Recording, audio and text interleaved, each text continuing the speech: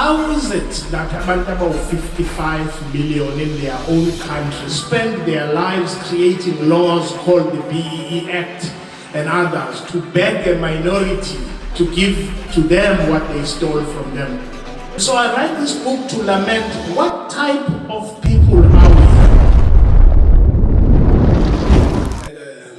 Reverend Dr. Professor Boesak, Dr. Sikhakhane.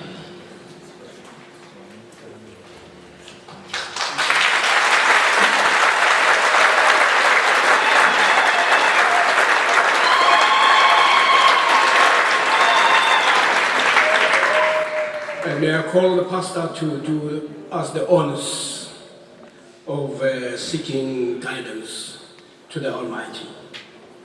You're one of those someones that are going to save our nation. Our nation needs salvation. It doesn't mean that many other leaders are not there, but God has ordained you as a leader in your own way. Never be intimidated. I know you don't. I've seen you in court many times. I said, no, this man is not intimidated by anybody. And this time, God has taken you out of court into the nation. And alongside you, there is a man of God who's going to be and we have committed ourselves as religious leaders. We are going to pray for you. We are going to pray with you. Shall we close our eyes? Nkulunkulu muhle nonkulunkulu sithandayo ovuselela asakhe isizwe sethu. Nangalesikhathi uma konke kwenzeka kunamadoda namadodakazi owavusile. Phakathi kwawo akhona amaningi kule ndawo. Phakathi kwawo ukhona umboma omvusile kulesikhathi esikuso. Sikhuluma ke isibusiso sikaNkulunkulu eziluqonda konke phezulu kwempilo yakhe. Musekele umphakamise. Uvule izindlebe zakhe ukuzwa izwi lakho uNkulunkulu oyingcwele ngekhathi zonke. Nanamanje siyathandaza sinokholwa ukuthi imithandazo yethu izophenduleka. God bless Africa. Guide her children. Guide her rulers and give her peace. Amen.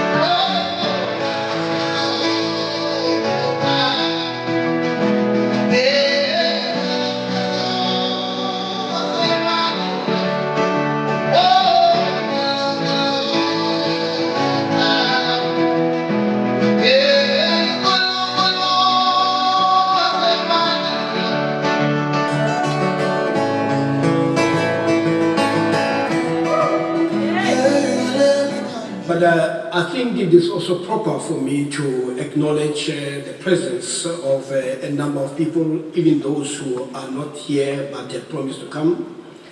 One is also reminded, as you read the book, of what Nelson Mandela said during the Liberation trial. When he grew up, he used to sit around and listen to the elders talk about the great kings, talk about the anti-colonial struggle. And he says he wished that life would be so kind that he could be part of the struggle. What we are going to have today will be what I call the real festival of ideas, not what we know in the Eastern Cape to be Festival of Chairs. Let me invite one of the most prolific writers in political theory, in theology, and an activist of note, Dr. Boesak.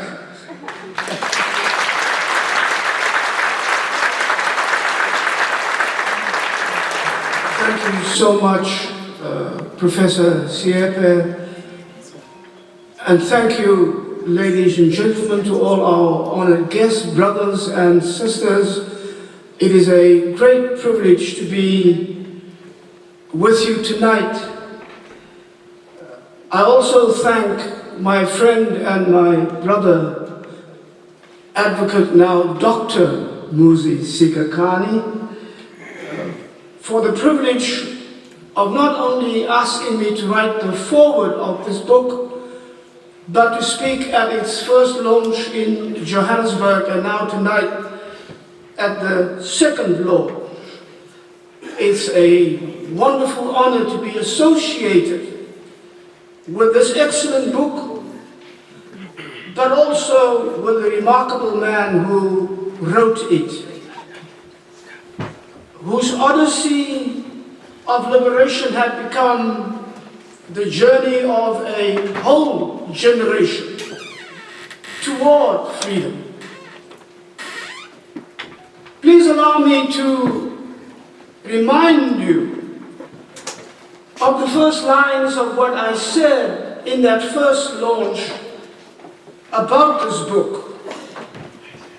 This book is so entirely convincing because the man who wrote it is so entirely authentic.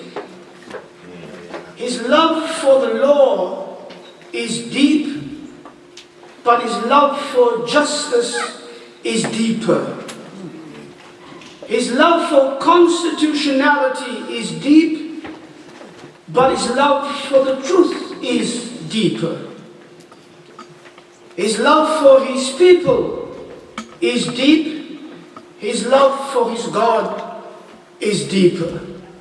And that is what gives him the intellectual depth and the enormous courage not only to write these words on paper, but to live them out, whether it is in the courtroom or outside of the courtroom, whether it is amongst these people that he knows or amongst other people who are strangers to him. He will always be known for his uprightness. And that reflects this book. The power of this book, my brothers and sisters, lies in the power of the truth that is spoken in it.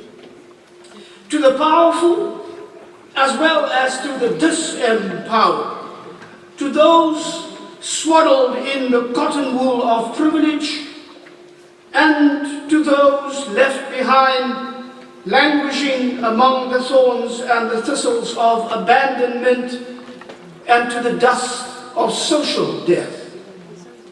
This book speaks truth about our journey as a people towards true liberation. It is clear that we are yet far from real freedom.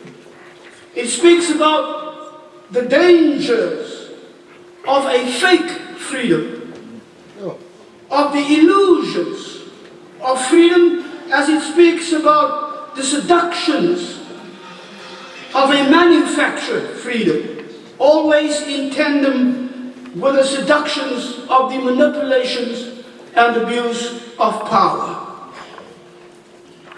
As much as this book, as the subtitle says, is a memoir of a rebel advocate, it is in its essence a memoir of our times. It is the story of all of us. And it is a story of a struggling people. It is a story of a fighting people.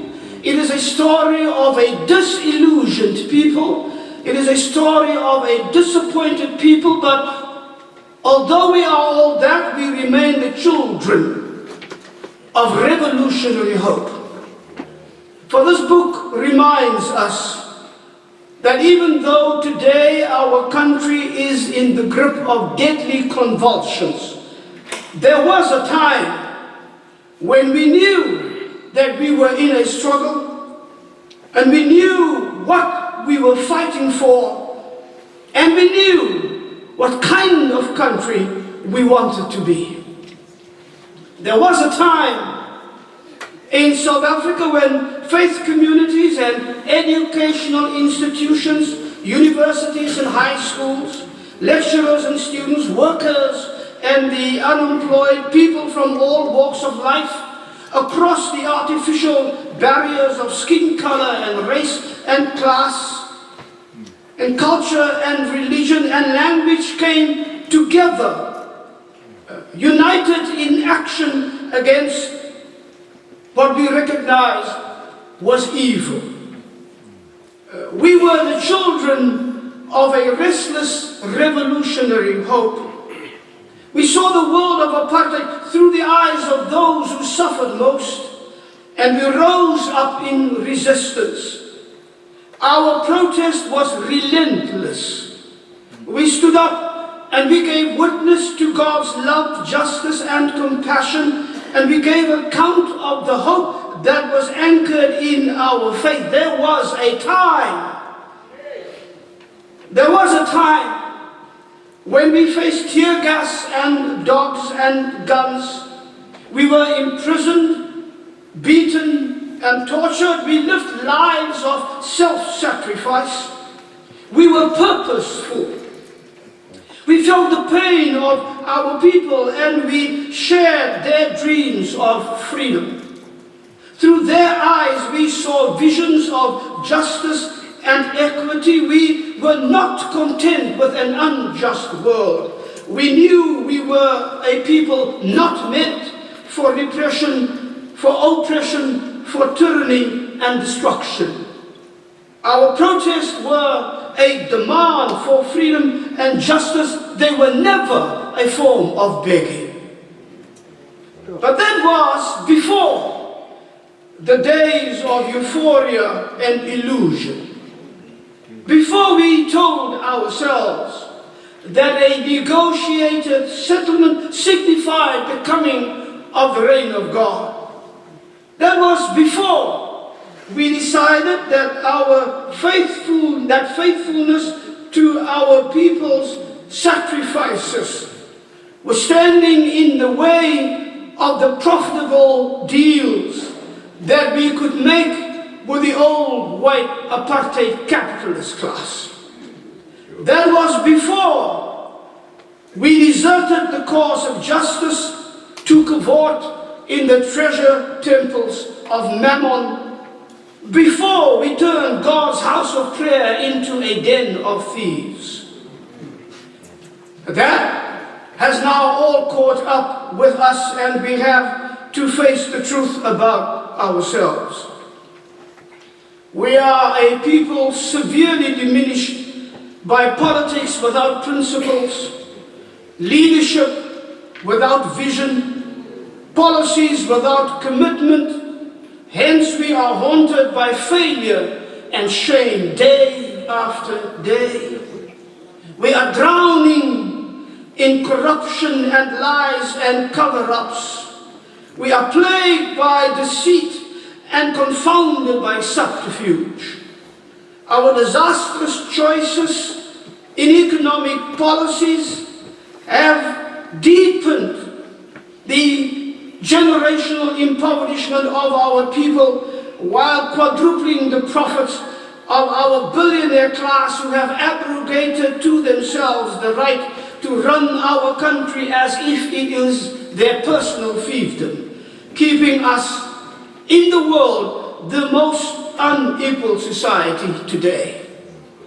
This book reminds us there was a time, but that was before we began to bless the abuse of parliamentary privilege to disguise our crimes, before we began to use the Constitution as a legal and political buffet of selectivity from which we just picked those foods that suited our taste, and those that were of no benefit to our greed and our hypocrisy we left not even for the poor and the hungry, but for the mice and the rats and the cockroaches. This book reminds us that our Constitution is a flawed document, in fact, too much a product of new colonial and Western liberal thinking, and there is a growing consensus in our country that it needs revision, and especially of certain sections, especially Section 25, that has to do with land and private property, without giving proper weight to historical context, political realities, and the legitimate demands of our people for reparation, restoration, return, and restitution. But at the same time, my brothers and sisters, it reminds us that we cannot use the weaknesses in the Constitution to escape the demands of the Constitution. We cannot use the dilemmas the Constitution creates for itself to escape the responsibilities the Constitution imposes on us as long as this Constitution prevails. And so Advocate Sikhakhane asks, if there was such a time, is it possible that we can reclaim that moment and make it a pivotal moment again for our people at this particular time when it is more necessary than ever? This book speaks truth to power, my brother, and I know it when I read what you wrote in that book about the CR17 campaign, the implications of its entanglement with white monopoly capital and its political, legal, and moral consequences of it for us in this country. This is what I read that you wrote. He says, what has become prevalent and shameless during the Sixth administration is the fact that all arms of the state, the legislature, the executive, and the judiciary, had adopted an alien but consistent posture that facts and truth do not matter. That the preoccupation was to ensure that the narrative which ushered in the CR17 administration would prevail at all costs, irrespective of what it sacrificed at the altar of a false righteousness.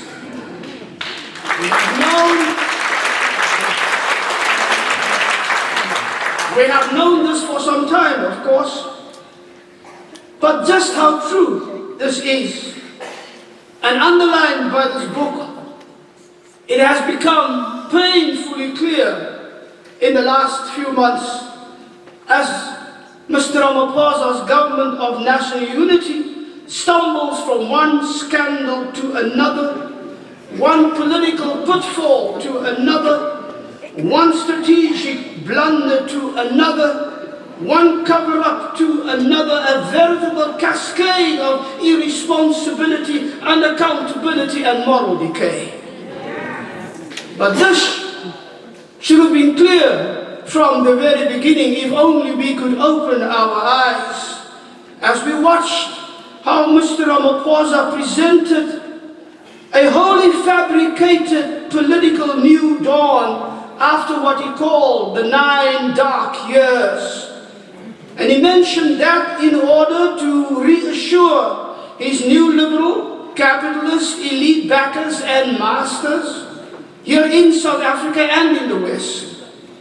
For his black audience, however, especially for the Christians among them, Mr. Ramaphosa claimed the words of that old stirring church song, Tuma Mina.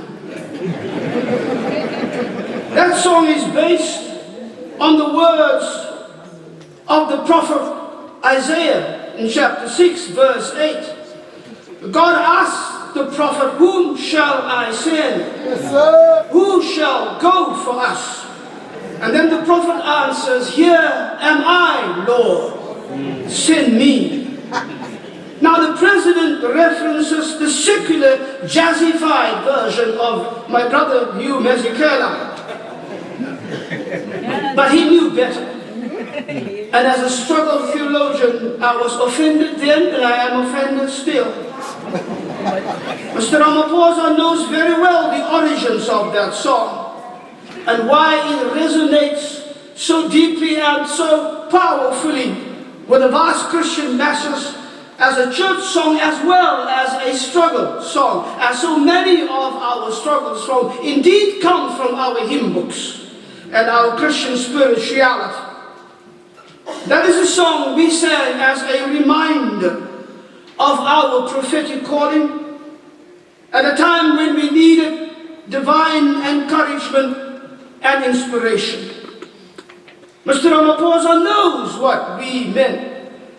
Times were dark and filled with fear.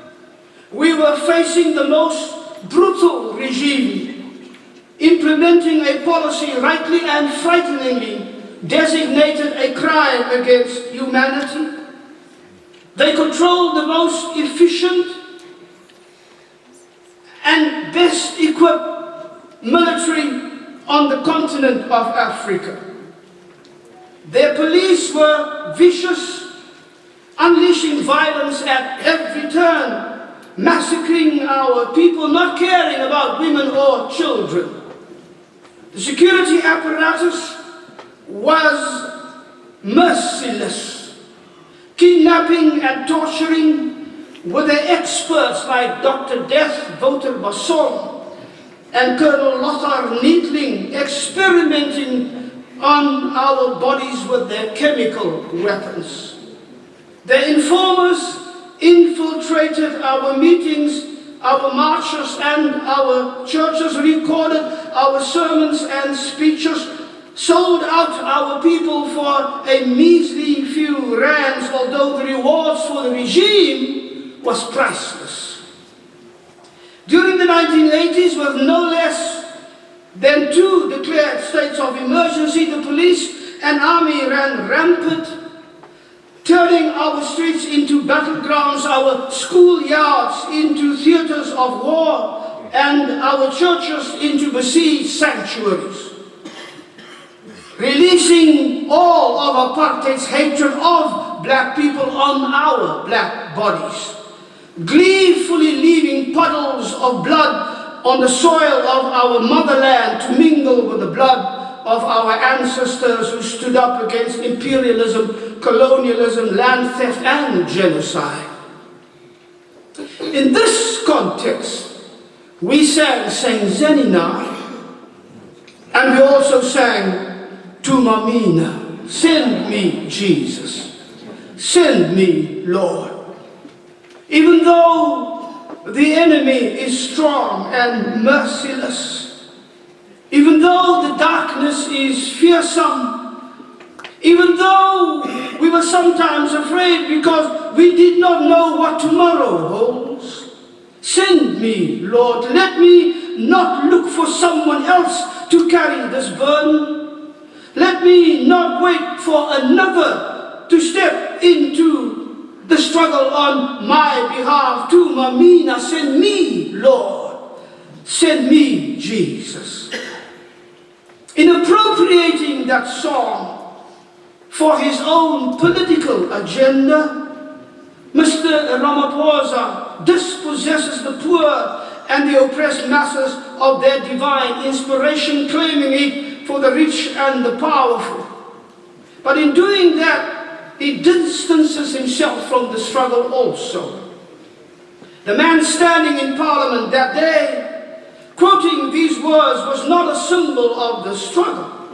It was rather the symbol of the successful, immensely wealthy black person held captive by the white capital to which he is beholden and at whose behest he has been in power ever since.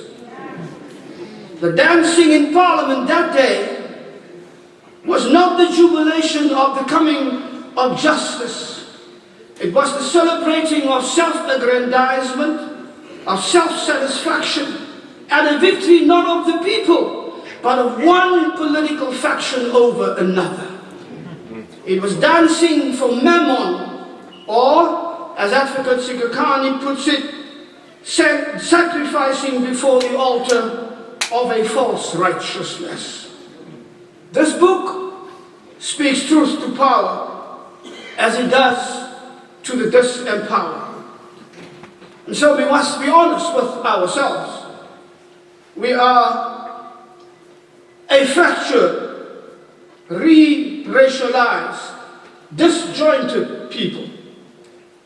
The people who know it best are people like Afriforum and Solidarity, and they have made it crystal clear with their silent backers from the DA in the background, and they deepened the fissures and they got away with it because nobody stood up from government and told them exactly what it is that they were doing, bringing back an apartheid mindset in undisguised whiteness to press upon our people just who is still in control, not only of the narrative, but of the country. It is a shame.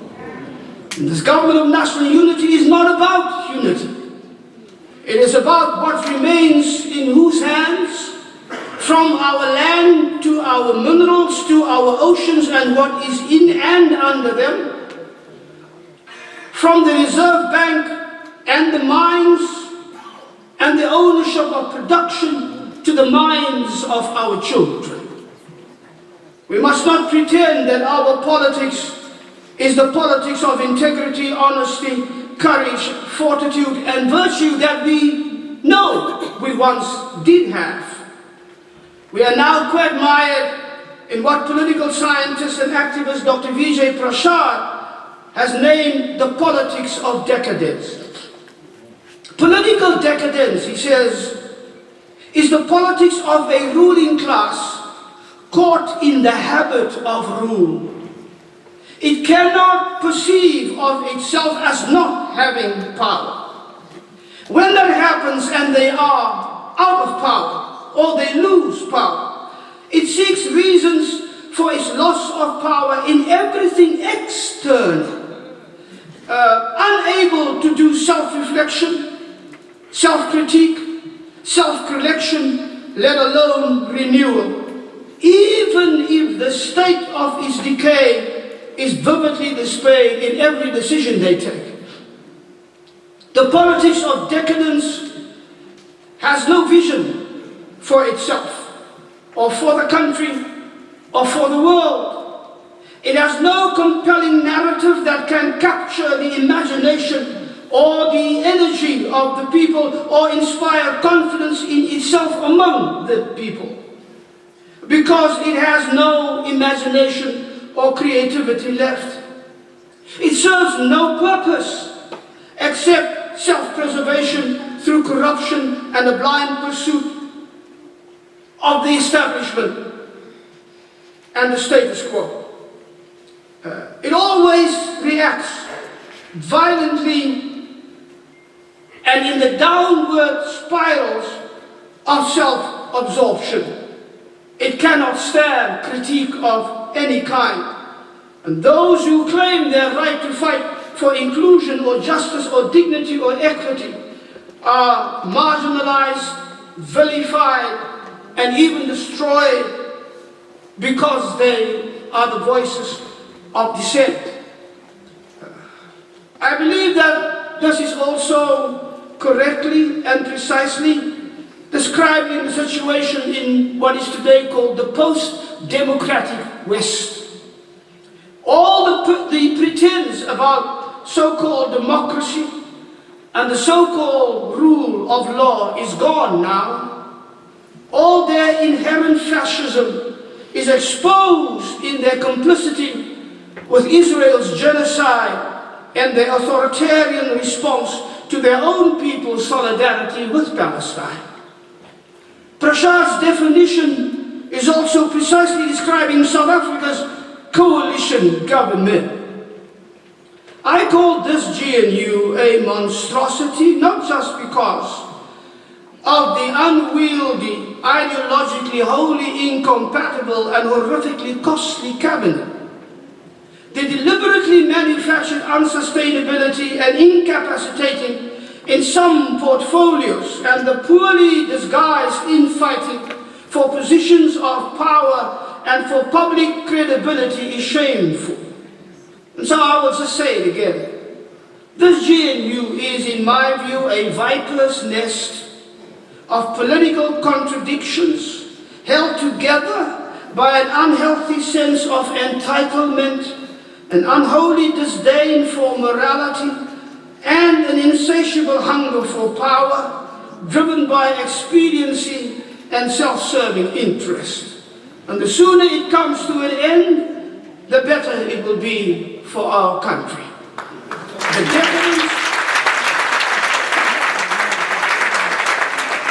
But the decadence reaches outside of our borders. As we watch the continuing genocide in Gaza and the appalling loss of life in the occupied Palestinian territories, it seems the world is now searching for new words, because the word genocide no longer describes exactly what we are seeing. The most recent report of the UN rapporteur, Ms. Francesca Albanese, is a necessary, if utterly grim, reading, but her tenacity and her courage is truly inspiring. Just in the last few months, Israel's deliberate starvation campaign has sunk to even lower levels of depravity. For weeks now, food, water, and other aid are being blocked by Israel from entering Gaza. The so-called Gaza Humanitarian Foundation, which is run by Israel and the United States of America, lure people to the only stations for food aid, and then they entrap them for the purposes of ethnic cleansing and sometimes for open massacres, some being murdered in the very lines where they stand waiting for food. Just last week, Al Jazeera reported that no less than 92 people died at aid stations in the Sikkim crossing in the north and at Rafah and Khan Yunis in the south. On July 19, at least 19 people died from starvation. Doctors told us and talked about the death of multiple disabled children who could not get to those food stations on time, while reminding us that Gaza today has the largest population of disabled and amputated children in the world. And even as we speak, South Africa's export of coal and other products to the apartheid state of Israel grew to record numbers since the genocide began, rising by 17%, despite this country's rhetoric and the case it brought to the ICJ. South Africa today, at this moment, is now the second largest exporter of coal to Israel, while the genocide is going on. And this hypocritical state of affairs does grave damage to our country's credibility and our dignity, especially in light of the most recent meeting of the Hague Group of Nations meeting in Colombia and the pledges that were made there to end all economic support for Israel. Despite our self-glorification about the ICJ and in defiance of the obligations that come with those rulings, South Africa's diplomatic and especially economic ties with the unrepented genocidal state remain unbroken, with companies connected to the president prominent in their shameless fueling of and profiteering from the genocide. Because the Zionists from Helen Ziller to Gayton McKenzie are firmly in charge. But the president's complicity, Dirko's silence, and Minister Park Tau's lame excuses are just so many stains on Nelson Mandela's memory, even though they invoke it around every corner and every shameful turn, as we saw again last week on Mandela Day. But that is the politics of decadence. Just how much damage will they do to our people before they are done? And how long will we stand by and let it happen? There's a question I raised a year ago, and it seems now more crucial than ever. It's a question about this government of national unity, and it's a question about us as a people. And the question is this: are we really the first people in history who, having fought a struggle for liberation and won,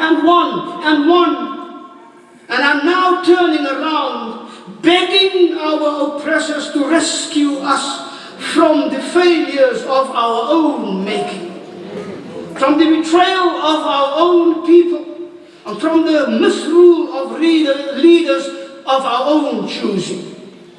There truly is no substitute for dignity and self-respect. And there is no excuse for our complicity. There is no reason, logically, politically, or morally, for this president and for this government to remain in place. They all just have to go, so that our people can begin again. We deserve better than this. I have said that the author of this book is not just a rebel advocate.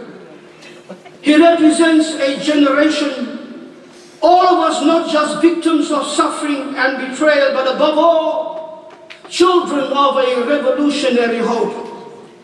I say this because at the point of admitting that the rot of our corruption is so systemic and so pervasive and so insidious and so deep that one is tempted to give up, he then writes, quote, "Unless the whole system is dismantled or overthrown, or unless there is an awakening of consciousness that will lead to a mass-based rebellion." My brother, you are absolutely right. That is what we need. A rising consciousness of dignity, of self-respect, of a fight of who we are, and a mass rebellion against this evil. And that is not turning away and looking the other way or running away. That is calling for the engagement of our people on a massive scale. We have done this before and we can do this again. That is not giving into hopelessness. It is a hope, finding hope in the possibility and determined rebellion against the evil that threatens to destroy us. And that is what we mean when we speak of reclaiming our revolution. For us, hopelessness, my brothers and sisters, is not an option. But you must understand that hope is not that mindless optimism that makes us fold our hands, sit back, and waiting for things to right themselves all by themselves. Hope is what Church Father from Africa, Augustine, taught us. He says, hope is a mother with two beautiful daughters. The name of the one is anger, and the name of the other is courage. The anger at what is happening around us, which is wrong, especially that which harms those most vulnerable around us, and especially because it is done in our name. And then the courage to stand up, to rise up and begin to do something about it. That is hope. Everything else that they call hope is a lie. Don't fall for it. We know, for us, hopelessness is certainly not an option. Dr. Sikhakhane speaks truth when he writes, quote, that the new South Africa was under siege from its inception. It's a child born with a false name. We do not believe that the same forces responsible for the misery of our people in the past 30 years can now be those saying that they can shape our future, offering us the same tired, worn out, useless solutions we now know are no solution at all. I have a friend who said, we do not believe in a dictatorship of no alternatives. And this is why we are so tirelessly working for what has become known as the Progressive People's Assembly, the coming together of our people from all corners of our country, speaking for themselves, not afraid to look truth in the face, coming to grips with the betrayals of the past, but fashioning with a new flaming hope, a new future for ourselves and for our children, for hopelessness is not an option. And that is why we do not believe that the proposal for this so-called national dialogue, backed by all the well-funded foundations and flushed with millions from state coffers that are always empty when it comes to making sure that the poor have a life. But still they have money for this.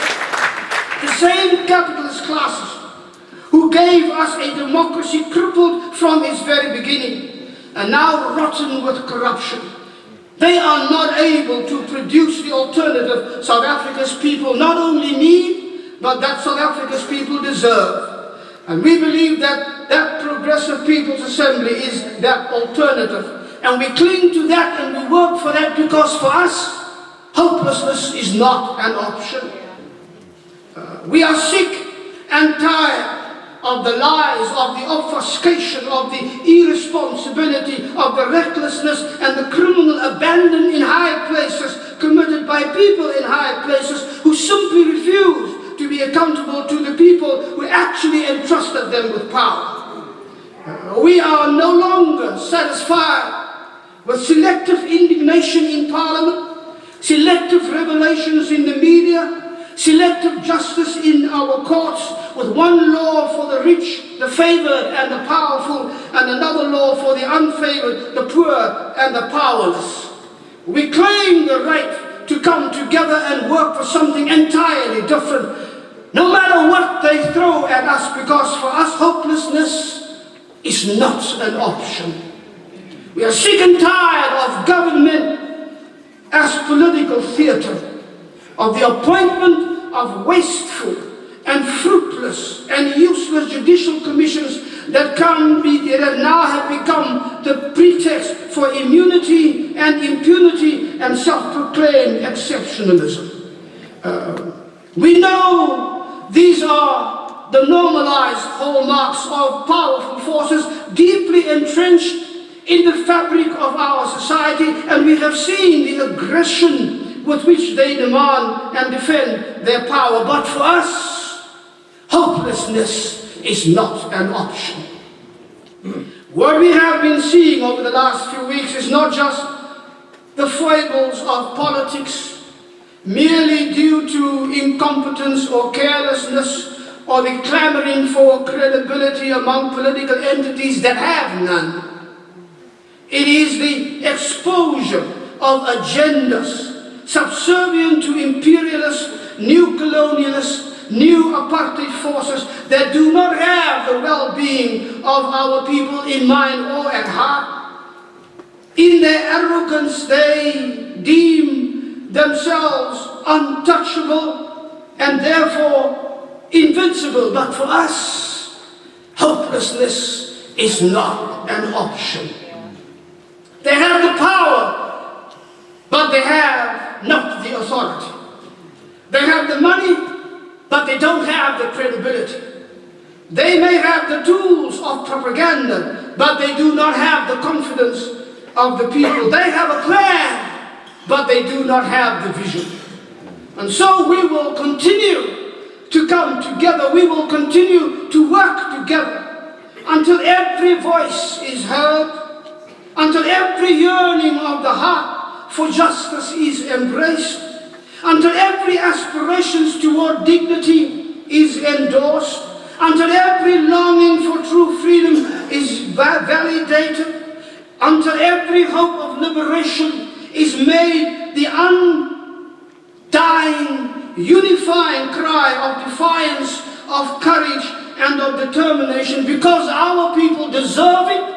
Through all the years of struggle, we have shown it. The dead bodies on the streets is our evidence. The hope in our hearts is still burning because for us. And let them know from here unto Pretoria and up to Hill, where those officers sit, and in Cape Town, where that parliament says, for us hopelessness is not an option. We will not give up. Hopelessness is not an action. We will not turn back. Hopelessness is not an option. God bless you.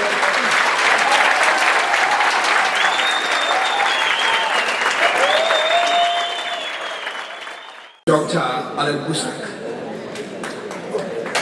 Thank you. And of course, the notion of hopelessness is not an option. And if you listened toward the end, it's a statement of what is to be done. And Dr. Sikhakhane will be taking us through that. Before that, I thought I should, having heard the people's leader speak, the people's reverend, maybe I should call the people's poet.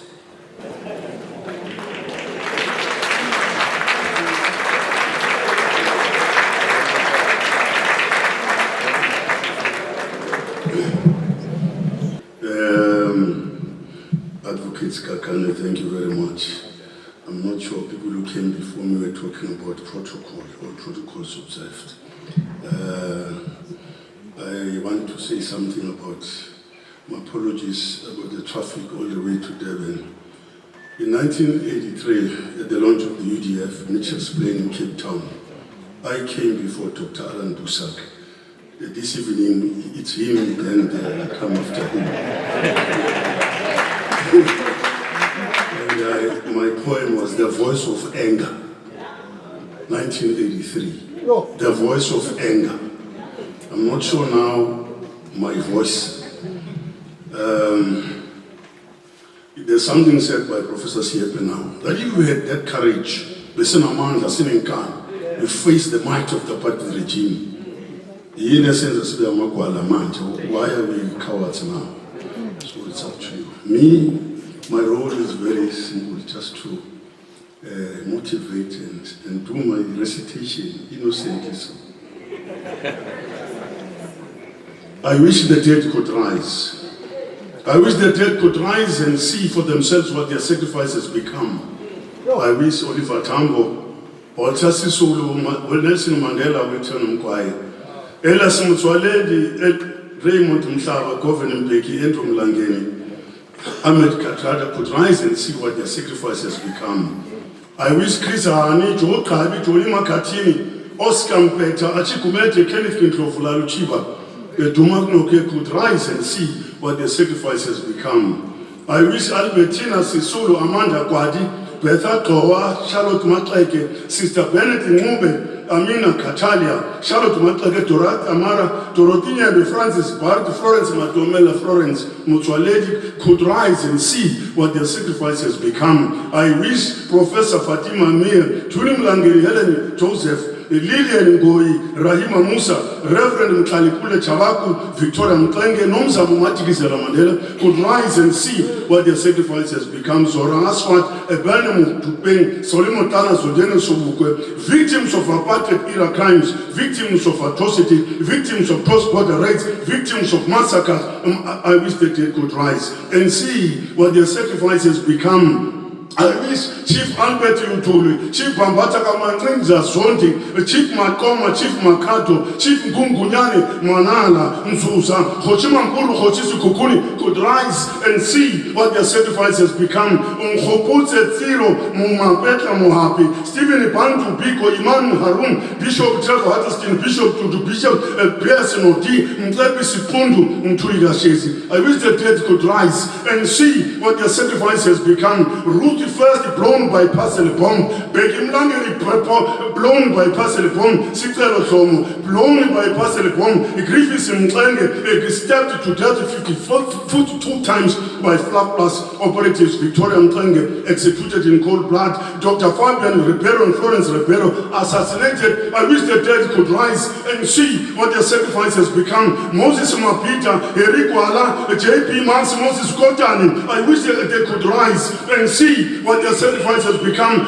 Brown Fisher, Derek McBride, Peter Chamberlain, Dr. Namputin Tuncha, Sipiwan Chimkulu poisoned to death at Panda Bupape. I wish the dead could rise and see what their sacrifice can become. Brian Mulero Masibu, David Webster, Joe Carbin, Joe Chingus Mahoti, Ricky Tena. I wish the dead could rise and see what their sacrifice has become. Robert Mangaliso Sobuk, Phyllis Sohosana, Chaftama Simula, Sabel Obama, Zephaniah Mutubeng. I wish the dead could rise and see what their sacrifice has become. I wish the dead could rise. Lest we forget the Matola massacre, Maseru massacre, Shavili massacre, Bisho massacre, Oipatomo massacre, Buluwak massacre, Duncan village massacre, Yitunet massacre, Langa massacre. I wish the dead could rise and see what their sacrifice has become. Victim of Dr. Voter Person, victims of Barren Stratton, shot randomly in the streets of Victoria. Ephraim Mukhale, Francis Mushala, Esili Grill, Peter Mukaba, Solomon Mashangu, Kukuletu L7, Kratok 4, Metus Koniwe, 40 Kalata, Spirum Tolo, Sitelum Shauli, Chief Ampi Maisa, Msisi Dube, Mtulida Shezi, Sam Tuli, Sam Tambani. I wish the dead could rise and see what the sacrifice has become. Hastings Hofu, Hector Peterson, Jefferson Lingani, Hostas Yashulu, Sieti Machine. I wish the dead could rise and see what their sacrifice has become. Israel Arabui, our democracy is built on stolen land. We are democratically colonized. Silindeni, Nankumbuzo Pendulani Sizwe. Our freedom is not free, their waves are not free. Our democracy must be decolonized. In 1994, we were politically free, not free from poverty and inequality. Abantu Bosha Indala, people are politically blindfolded. It's not yet Uhuru. Ex-combatants, military veterans, Ablazana MK, humiliated, called, extrapolate, retired poor. I wish the dead could rise and see what their sacrifice has become. Vuga Taki, Walala Wasana, Vuga Taki, Walala Wasana. Now is the time to unchain the minds. Now is the time to reclaim dignity and power. Poverty is color in South Africa. In South Africa, poverty is color. Vuga Taki, Walala Wasala. Silence is no longer golden. Silence could mean cowardice. The end of apartheid did not end poverty. The end of apartheid did not end inequality. The end of apartheid did not end racism. Vuga Taki, Walala Wasala. The most potent weapon of the oppressor is the mind of the oppressed. Ugulemana wengondo, ugulemana womuntu, ugulemana womuntu, ugulemana womgeni. Ugulemana womgeni, ugulemana wompakathi, isikhathi samaqiniso sazifikile. Vuka Taki, Walala Wasana. Destiny is not determined by foreign designs and concepts. Destiny is determined by the concept that by the plans and designs we make. Vuka Taki, Walala Wasana. People are colonized, people are westernized, people are brainwashed. Vuka Taki, Walala Wasala. Treachery begins at home. Now's the time. Now's the time to fight for our land. Now's the time. Vuga Taki, Walala Wasala. Viva Dr. Allan Boesak, viva! Viva Dr. Sikhakhane, viva! Viva Christiani, viva! Amen. let that sink. While we letting that sink, may I call Matula to render a musical item while we're catching some breath before I call Dr. Sikhakhane to the stage. I hope Matula is ready. Baba, yeah, yeah, Baba.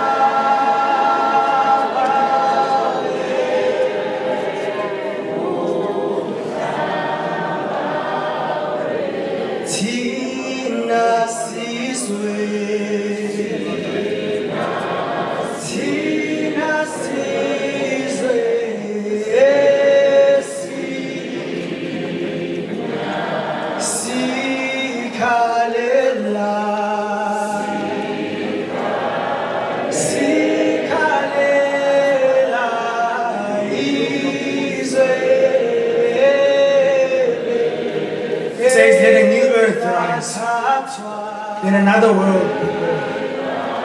let a bloody peace be written in the sky. Let a second generation full of courage issue forth. Let a people loving freedom come to growth. Let a beauty full of healing and a strength of final cleansing be the pulsing in our spirits and our blood. Let the martial songs be written. Let the dirges disappear. Let a race of men now rise and take control.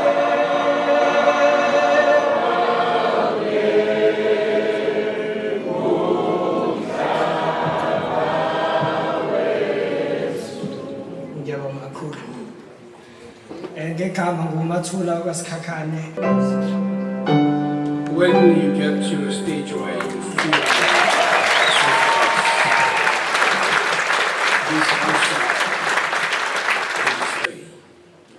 and this one song you must have. This is one song that has moved generations. And I want to thank Matula for such a wonderful rendition. And I think you should give him a hand.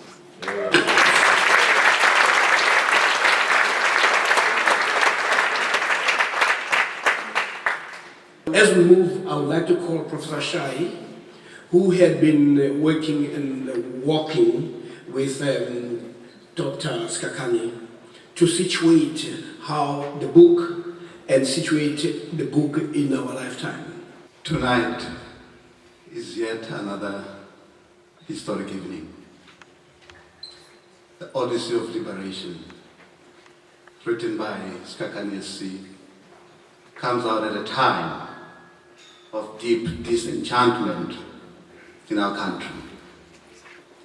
It comes out at a time of theoretical and political paralysis, fragmented consciousness, and the death of the intellectual in our country. This book bursts onto the scene to wake us up from slumber. Significant and special for our times is that in this book, the author speaks with the deep idiom of a vanishing language of liberation against the dominant liberal tide, whose proponents claim that we have reached the end of history. The author suggests that there can be no freedom without liberation and no peace without justice. The author invites us to question whether liberal constitutionalism, with its historical complicity with racism and capitalism, can bring about liberation for African people. In other words, is it possible to develop our own self-definition by using the instruments of Western civilization? Or to slightly renovate Ngugi wa Thiong'o's question, can a Eurocentric legal system carry the weight of our experience? And does it have the capacity to listen onto the experiences and aspirations of African people? Others have accused him of being anti-constitution and many other lazy labels. However, a careful and close reading of his book makes it clear that these accusations are baseless, silly, and come from a place of ignorance. In the final analysis, the book is about the mythical foundations of post-apartheid South Africa, I agree with the author that post-apartheid South Africa is based on lies, illusions, and delusions. He says, that is the author, you cannot have transformation without disruption. Transformation must be rupture. We must refuse those who colonized us to determine our destiny. We must refuse racists to define for us what racism is. We must stand and say, power to the people. This is what Sikhakhane is urging us to do. In his book, Dr. Sikhakhane writes about dedicating this book to many people who had been there during his life of struggle and the struggle that continues. And one person he mentions is his wife, Dr. Muzi Sikhakhane. And you actually wonder that there must be a bit of madness for a woman to decide to stay with a man who always caught trouble. And he writes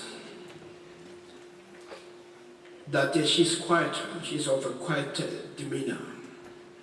We should also ask whether this constitutionalism is not an instrument to betray our people, because some people use constitutionalism and the constitution to undermine the cause of freedom. And in the end, we end up with free do, not freedom. Dr. Sikhakhane.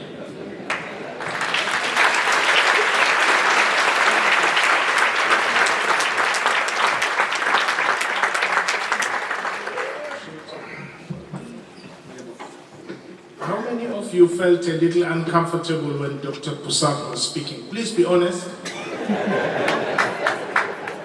Just raise your hand. Few of you who felt a little uncomfortable. Especially when he started speaking about the president, his government.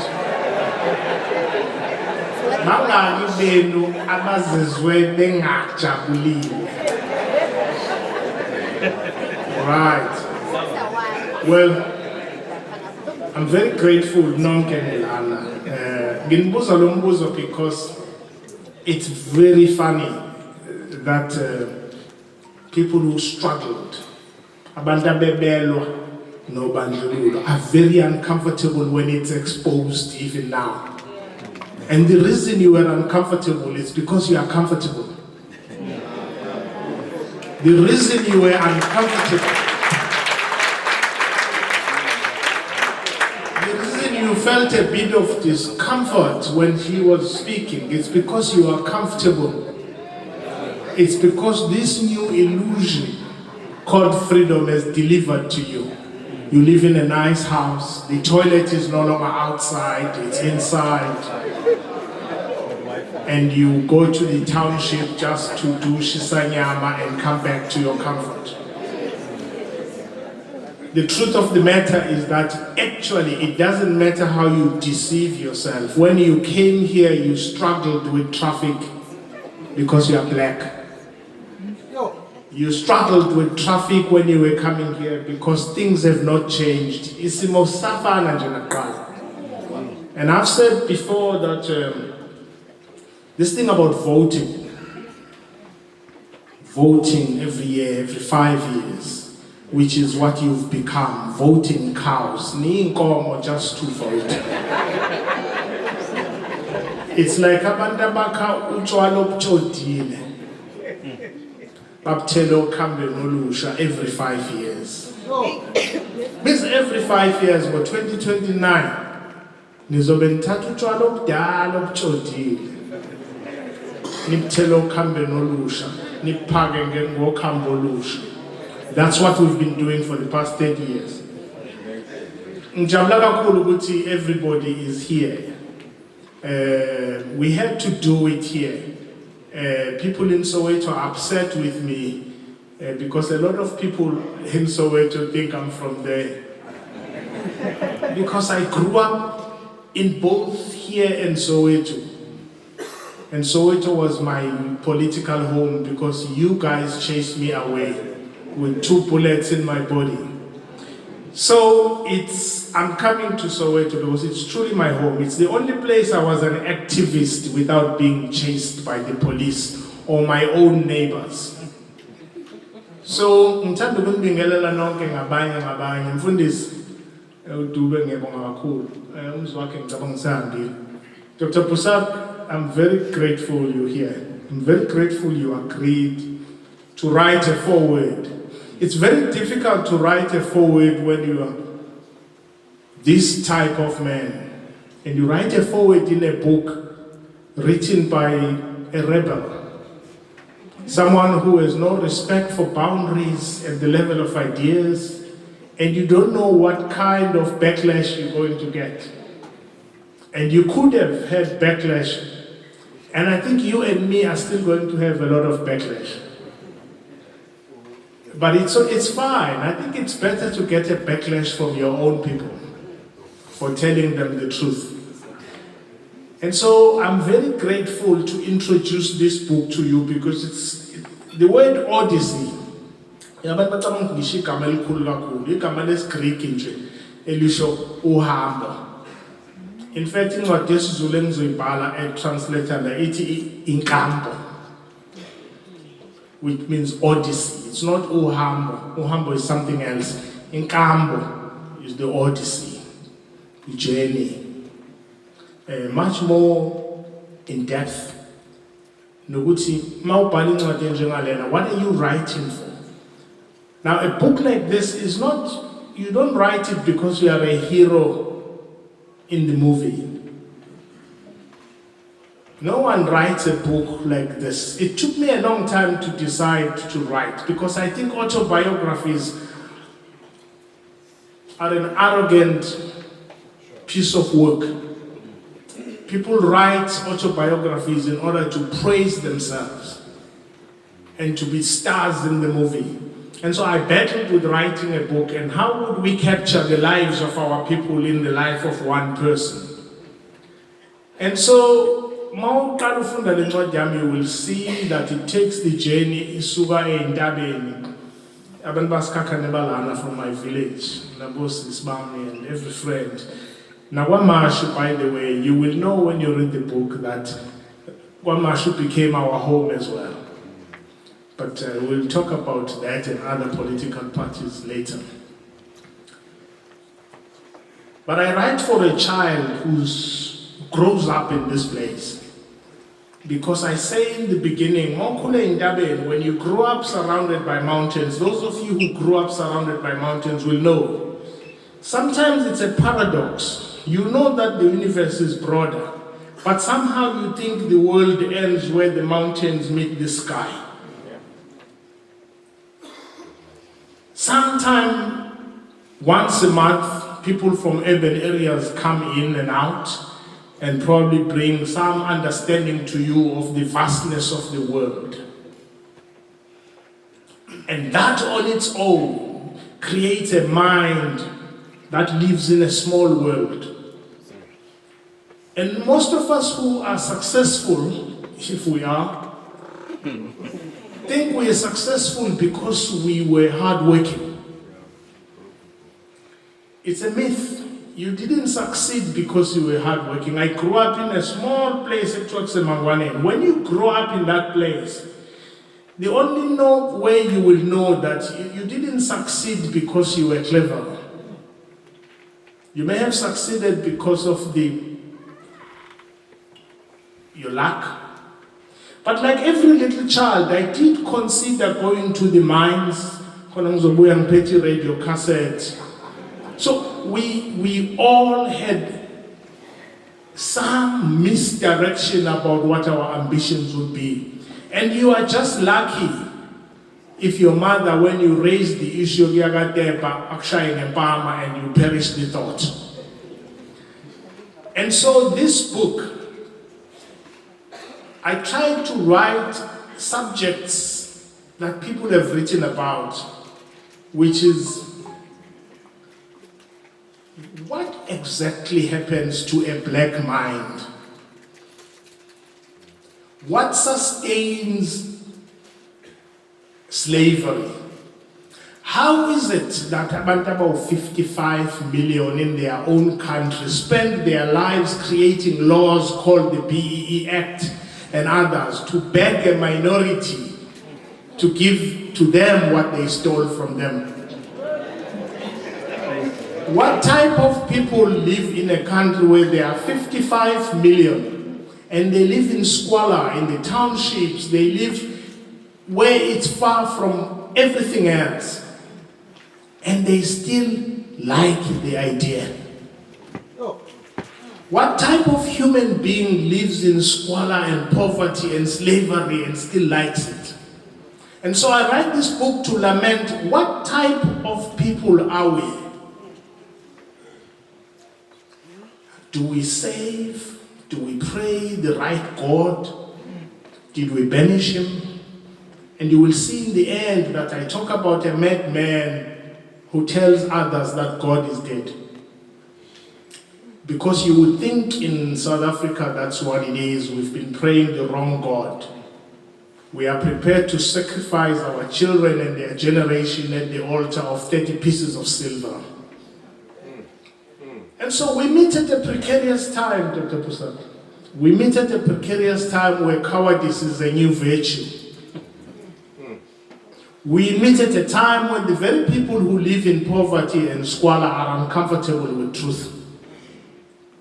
We live at a time when our own children and their parents are happy with their inferiority status. We live at a time when we stand in a queue and the black lady smiles at the white lady and is unhappy looking at us, and we do not question it. Yeah. And I think what sustains the condition of black people currently is that they have mortgaged their mind to those who control them. Wow. And so, Mpalele Nwati, just to see if abantu bakithi can rebel first against themselves, against your mind. And I wrote the speech I'm going to do today as reimagining ourselves, which is what the book was about. Can you imagine yourself if you had not been oppressed? Can you unlearn hating yourself? Can you unlearn that little monkey in your body that fears whiteness? Can you undo a violent system non-violently? I'm not asking you to be violent. And so we face a rare moment when men and women wake up from slumber, and we must take up the cudgels and be counted among the generation that ended it all. I wrote this book as a generational present to those of my age and younger. Those who are older than me, I think I've given up a bit. That can't we be the generation that changed the course of history for the continent? Can we be the generation that reminded our leaders since Kwame Nkrumah up to now, to Cyril Ramaphosa and everybody else, that black people have had a rough life for centuries, and betraying them is just adding salt to the wound?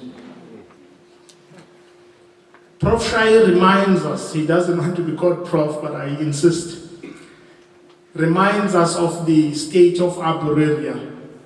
It could be South Africa, a place of sycophants, everybody who has forgotten where they came from. And so this book I wrote to remind us about what we must do. We've analyzed everything. And my book is an attempt not to analyze what we know, but to re-theorize post-colonial states.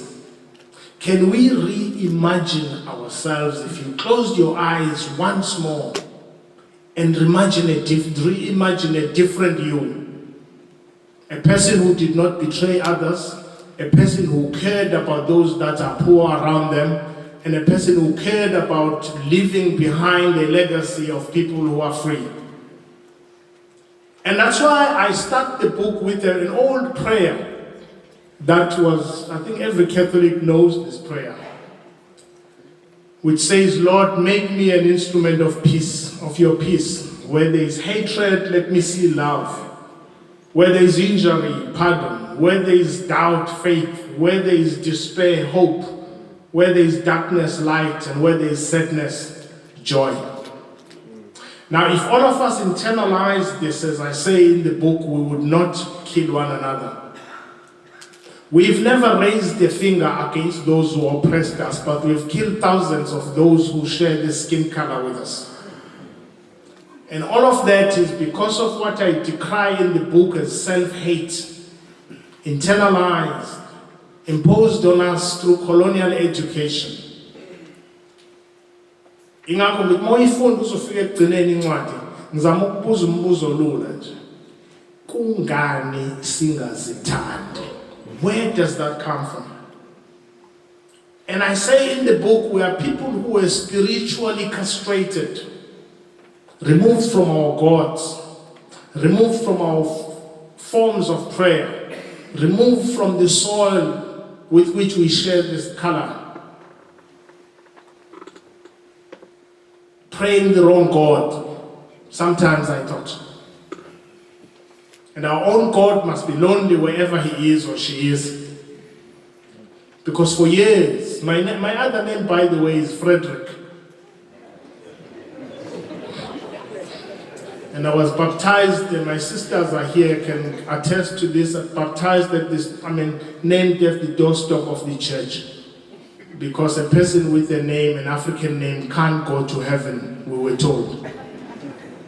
When you tell a young person, a society, a family, that your identity is a sin by its very nature, you breed a generation of people who hate themselves, who despise themselves. And I write about that because it is the foundation of what we think. And it is for that reason that many of you, many lawyers, many professionals in this room, tell us every day you must separate law from politics, separate engineering from politics, because they say they are not political. That statement itself, that you are not political, is political.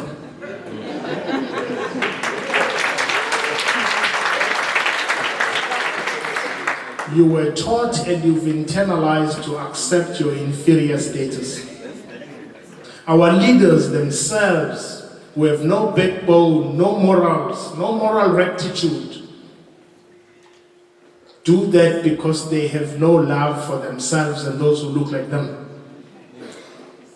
And so I call it, at the beginning of the book, I say the spiritual castration was facilitated through the contentious role of Christianity and missionaries, whose arrival curiously coincided with the influx of British settlers. Religion, coupled with a distorted rule of law and the miseducation of the population, ensured centuries of colonial control. And I've said it to Dr. Boesak many times that the first thing this government did, and all post-colonial states do, before they commit sins of betrayal, before they commit sins of ignoring their own people, is the banishment of God from society. The banishment of spirituality that connects people with who they are.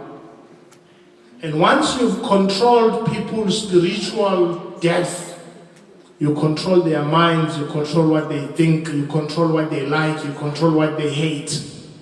Most importantly, you compel them to hate themselves and everything that frees them. My mother used to tell me that every time you look at a goat that is tied to a tree, you can unleash that, untie it. It still will center around the tree thinking it's still tied to the tree. And that is what black people have become. And that is why you were uncomfortable with his cause. You were uncomfortable, as I said, because you're comfortable circling around the tree to which you're tied. And for every family, as I say, that the persistent challenges in our continent do not stem from a lack of resources. Africa, by the way, is the richest continent in the world. We could buy every continent if we liked. But our problems come from centuries of our own miseducation. We have been brainwashed to think that we're inferior, we can't run our lives, we can't run anything. And of course, in the prologue, I state that coloniality and the continued plunder of Africa's wealth by imperialists and settler colonial powers thrives in the absence of mental liberation. Matula sang the song about emancipating ourselves. It's the only thing that stands between where we are and the promised land. It's nobody else. No 55 million people can be stopped by 5 million people from becoming free.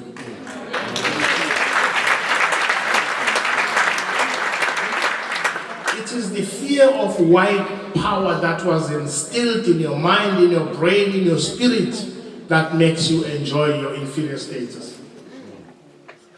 And I say in the book again, and I quote, every facet of our existence, spiritually, educationally, culturally, geographically, and legally, was marshaled towards sustaining the supremacy of white settlers over every aspect of African life. And it is for that reason that we continue to tolerate what we are. And I say elsewhere in the book that people are judged by two things. We judge them by what they do.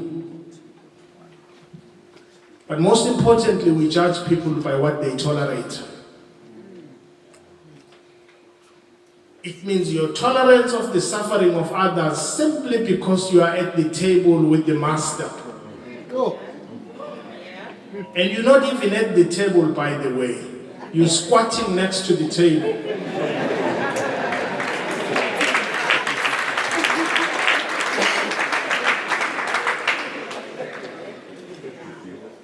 And so, as I say in the book, in this continent, whenever bells of independence and freedom are rung, a new phenomenon of greed rears its ugly head, and former freedom fighters become allies of coloniality and poster boys of white rule. Greed, that infamous bottomless grave called greed, swallows most of us into its abyss. In the end, black turns on black, with each seeking just to squat at the foot of the table where the master is feasting. Yet again, the dream of human liberation is shattered. And yet again, African people relive their misery. Getting close to the tasks ahead and what I suggest we must do, I say this. The distorted colonial constructs of social and economic relations continue to govern the South African psyche. Much of our struggle has been undermined by the self-serving agendas of individuals at the expense of the nation's collective welfare. Whiteness, ensconced in its cocoon of self-importance and arrogance, continues to preach the myth of inherited superiority. This perspective blinds us physically, psychologically, and even spiritually. Effecting transformation in society's psyche necessitates the same unflinching honesty required in controlling an illness. Close quote. And if you want true liberation, peace, and stability, we must strive for socio-economic justice. There will never be peace for as long as abantu basefolweni bephila ngalendlela baphila ngayo kwamashu kwendwedwe eGiyani, eKhayelitsha, and everywhere. The geography remains the same. I'm very scared when a professor comes close to me. The geography of apartheid remains the same. When you leave from here tonight, you're going back to your scholar.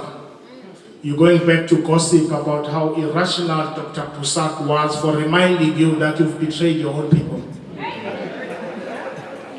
You're going to sip wine tomorrow, quaff Chardonnay, eat olives and bread you don't even like, impressing white friends around you.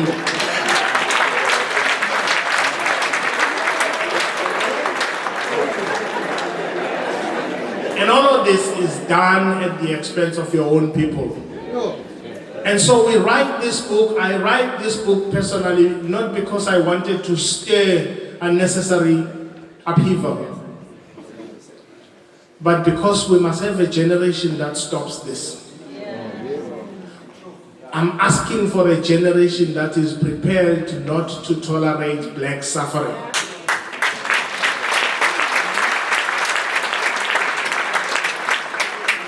And I'm asking in the book for a new form of consciousness, a new form of courage. And there's a poet who tells us in an old novel that talks about, in the end, it asks the question, what is the opposite of fear? What is the opposite of fear? And most of us know, we think it's courage. The opposite of fear is not courage, because that's a given. The opposite of fear is love. Love for one's neighbor, love for one's brother and sister, and love for one's neighbor and society at large. What a disgrace that a majority in its own country can tolerate living like pigs. What a disgrace that lawmakers in South Africa are happy creating BEE Act, which is nothing but a way where the majority begs the minority to accommodate it in its own country. To ask people who stole from you to share with you what they stole from you. You have to be stupid. You have to be foolish to accept that type of life in your own country. And if you're not foolish, you're a coward. And so I write this book to say we must re-theorize the family. We must re-theorize the individual. We must re-theorize society. We must reimagine ourselves. And we must reimagine God. We must imagine what it is to be spiritual. And how is it that being spiritual is your close connection with your identity that is courageous, that is love, that will not tolerate betrayal. And so what must we do? Well, first of all, in the book, I say towards the end that one of the things we must do is to ask us the first question. Who are the owners of South Africa? Who owns the resources? To whom does South Africa really belong? I know that you say the Freedom Charter says South Africa belongs to all who live in it. It's the biggest bull I've ever heard. That in 1955, in the midst of dispossession, people believed that the country belonged to both them and those who stole it. And if you trace our history, you will see that that lie, that very first line of the Freedom Charter, as great as it is, indicated the proximity of white thought in our revolution. And I decry the fact that we all confined in political parties. Someone sent a WhatsApp to me last week and said, "Are you forming a political party?" And I wrote back to him, I said, "How stupid can you be to think South Africa will be freed by a political party? They are all the same."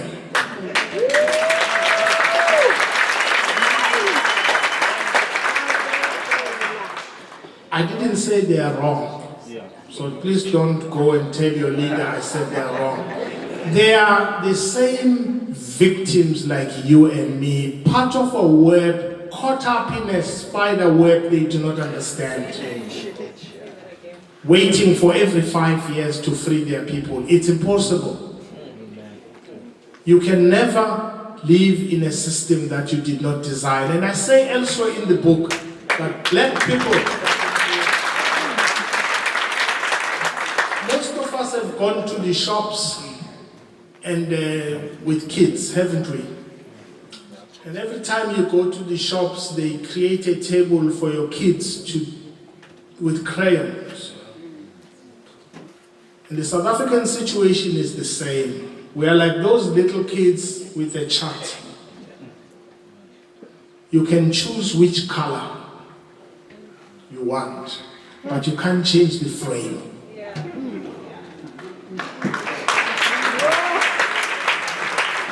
And so no party, no election will save you.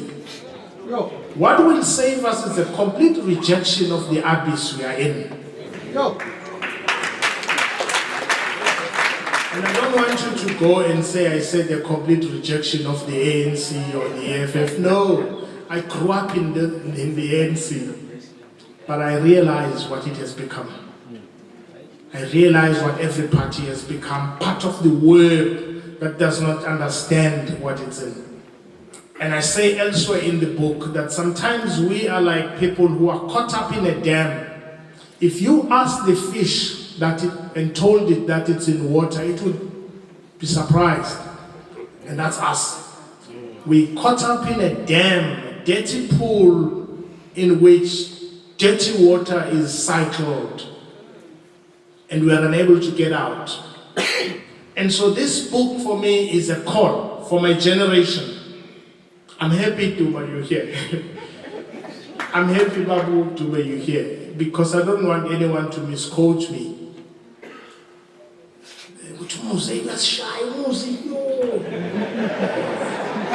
Some judge told me that he hadn't opened my book because he wanted a guarantee that I didn't critique them.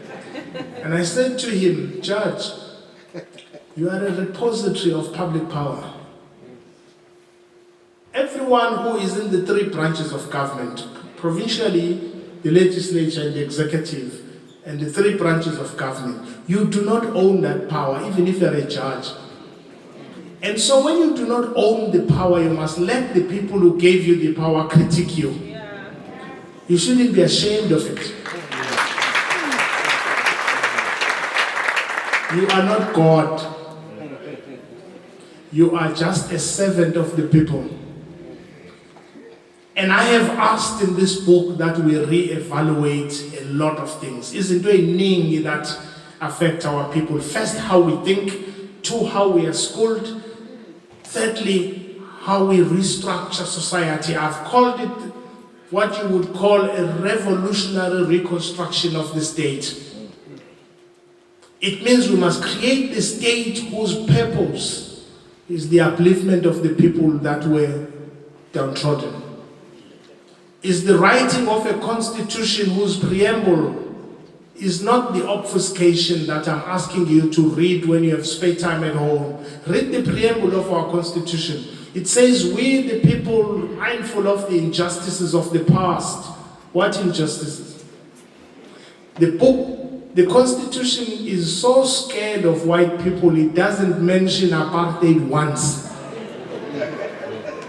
It doesn't mention colonialism once, because our entire settlement and post-colonial states are designed by people who want white approval. And when we're in charge, we are in charge as poster boys of the very people who we're trying to defeat. And so I ask for a couple of things that we must do in the book. Is that going forward, we must construct, and Prof. Shai and a couple of others that I trust, Masugu, you and me will have to cleanse ourselves. We identify with the last case we did. Is that we must be able to draft a constitution whose entire entrance and preamble is anti-imperialist.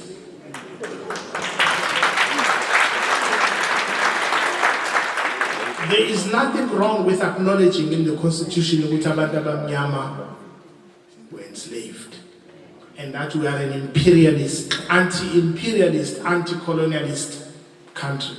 The Bolivian Constitution does the same. Not far from us, the Mozambican Constitution, Article 109, states that the land belongs to the people. No individual should own it.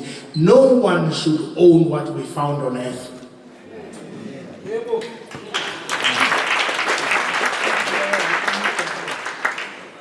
And so there are a couple of things that I say we must do in the book. Is that as we travel around, Dr. Boesak and I, he has generously agreed to go with me to do this at our cost. I don't even know at what cost because we don't have money, both of us are very poor. Is to go and start a discussion by black people about black people. People who cause the problem cannot solve it. All of this dialogue.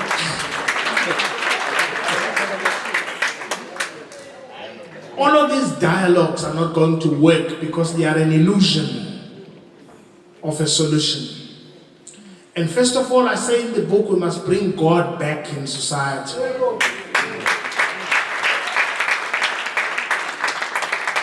And those of you who are atheists or agnostic,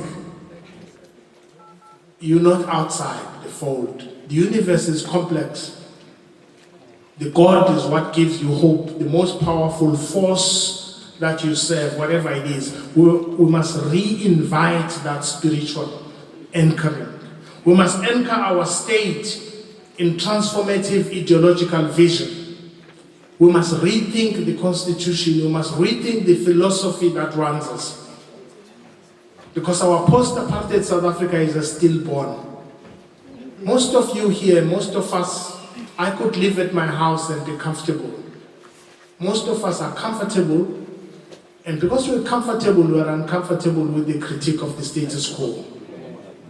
Ask your neighbor who lives in Kwamashu, who lives in Folweni, who lives in Indwedo, who lives in Mjondolo. Ask them if this is the best constitution in the world. You call it the best constitution in the world because you've been lucky. You have a house, you have food every day, and as I said, the toilet is no longer outside. So we must re-anchor the state in that spiritual grounding, but most of it all, it must have a clear philosophical outlook. We must build a functional, developmental, and let me say, socialist and transformative state. And after a revolution, the people must build a strong, powerful, sovereign, empathetic, God-fearing, capable state.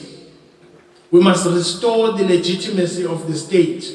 And those who championed liberation must look at themselves again and whether we've not run away too far from our people, what the social distance is between us and those we left behind.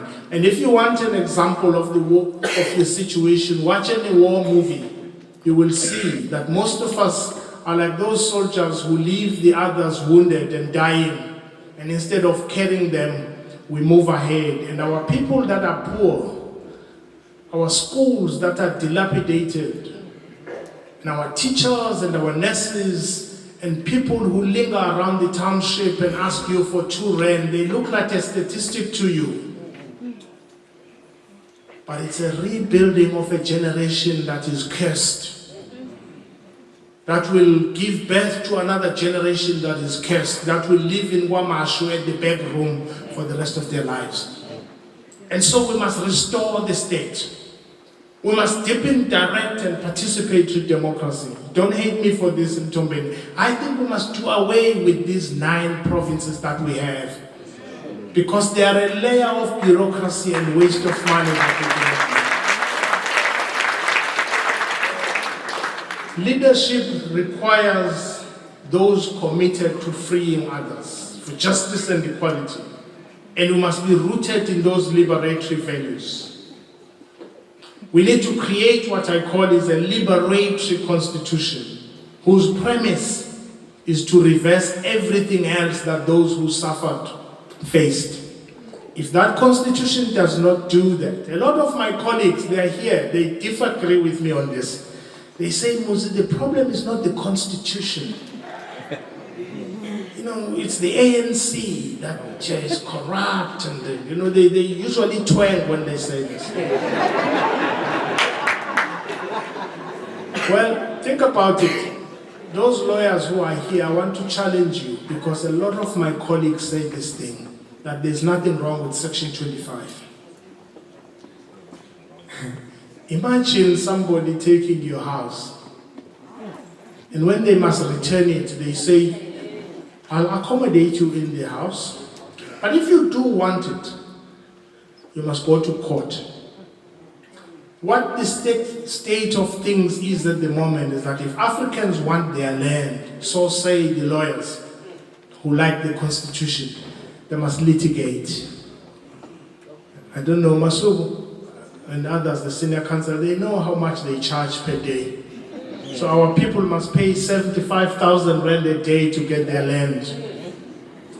And so there is something that has co-opted us into the system that we should not tolerate. And I've asked this in the book, should it end now or should it continue?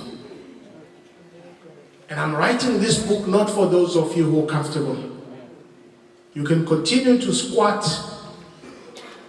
at the foot of the table of your masters that feed you. But I'm asking those who can't tolerate watching others suffer, that you join us in asking our people to rethink this state, to rethink their lives and the lives of their children that roam around the streets in Emlas and in every township you have.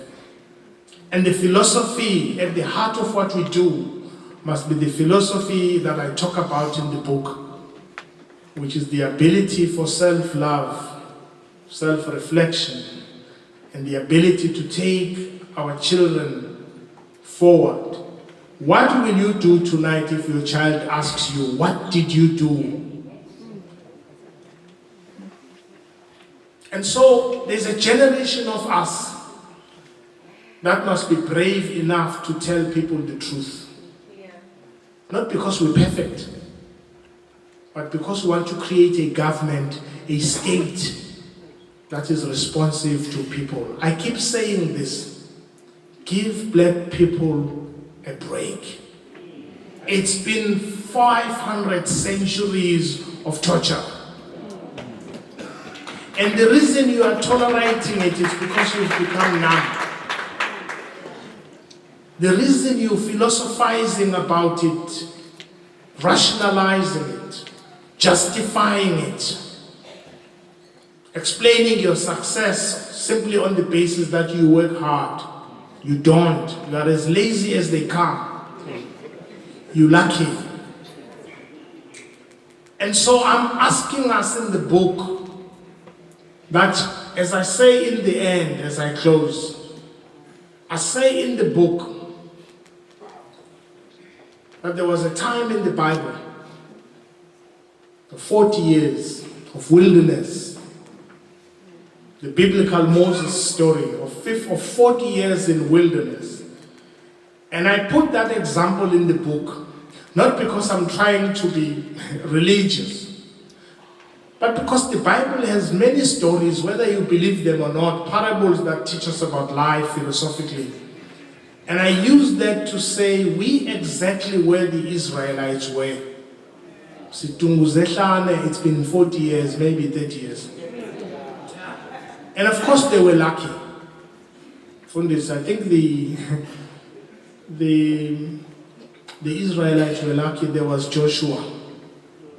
When Moses died and Moses could not take them forward, there was Joshua. South Africa doesn't have Moses. It doesn't have Joshua. It's in the desert. It's going to be in the desert for the next 100 years. Given your tolerance levels for corruption. And so I'm asking in the book eventually that we re-examine our tolerance we re-examine our love for future generations. And I say it there again that I'm not saying that because we're perfect. None of us are. The only person close to perfection is the person who's prepared to accept their errors. And I'm asking in the book that we grow a bit of some conscience, question our comfort, and question everything that we know. Because freedom does not come from those who oppress others, it comes from the oppressed. Only the oppressed can determine how much they are free. And so we must take resolutions and take them quickly. And as we go around from town to town, we will be in Joburg, we will go foolishly together. It's not to ask our people to do anything. We'll ask them to re-examine how much more. How can we tolerate what we see? To re-examine what we do. And so the book for me was a reminder to everyone who's walked the Odyssey that I have. Because I think all of you have. It's not a unique journey that I have. It's to say, how long can we tolerate what we tolerate? As you get to the township tonight, try and see what's next to you.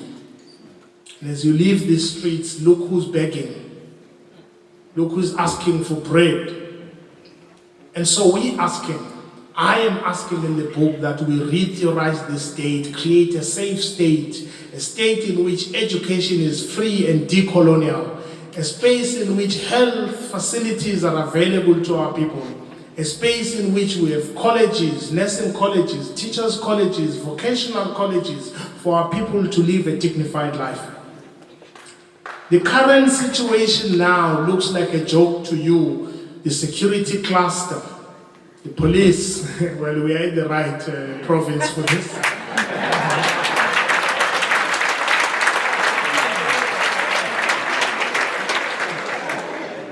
It may look like something small for you, but it actually tells us what lies in the belly of our society. When thugs are sent to catch thugs. And that is true. The police are thugs because our leaders are thugs.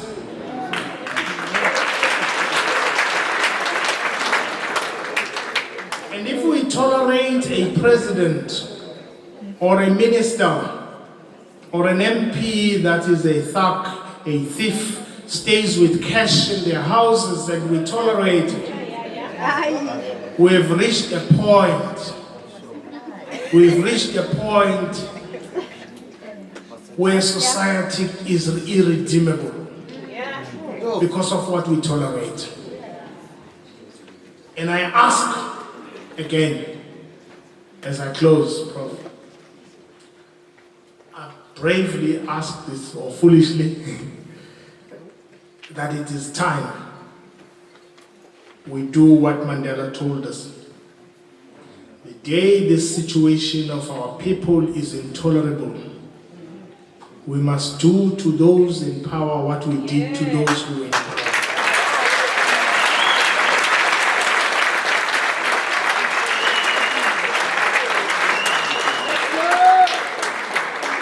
And at the end of these trips we are taking, let me disclose the secret, because there will be many people trying to analyze what we're doing. I'll tell it to you for free. We're going to end up with a document that we will present to this state as an alternative post-colonial, pro-black, anti-colonialist, anti-imperialist constitution.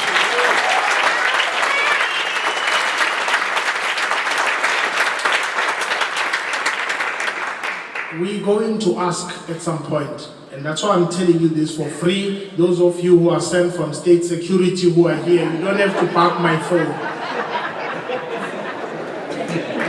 We will definitely at some point, because Dr. Boesak and I are foolish enough to ask our state, our government at some point to re-look at themselves, step aside, call our people, rethink this state, and rethink the plight of black people.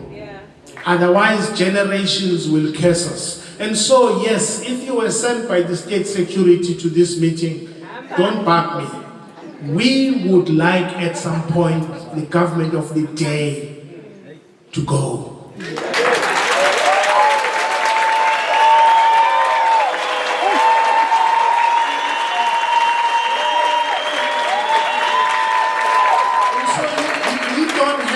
don't have to analyze this. You don't have to sit and tomorrow sit with your boss at state security to try and analyze what Sikhakhane meant. I'll tell you what I mean. The betrayal of our people must stop now.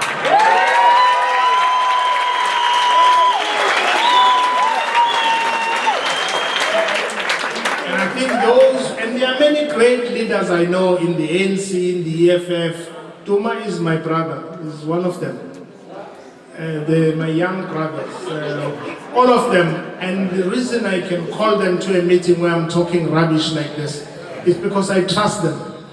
I grew up in the same party with them, but I can tell them now, we have become a criminal syndicate that betrays our generations, our people, that betrays those who died. We're desecrating the graves of people who died. My little sister Nam Shamkanga is here. She goes with me all the time. Sometimes it's because I carry her with me as a constant reminder of the brutality of the system you tolerate. You're forgetting the people who shed their blood for you to drive in a Mercedes-Benz and a BMW and live comfortably. And so I'm asking that we do that.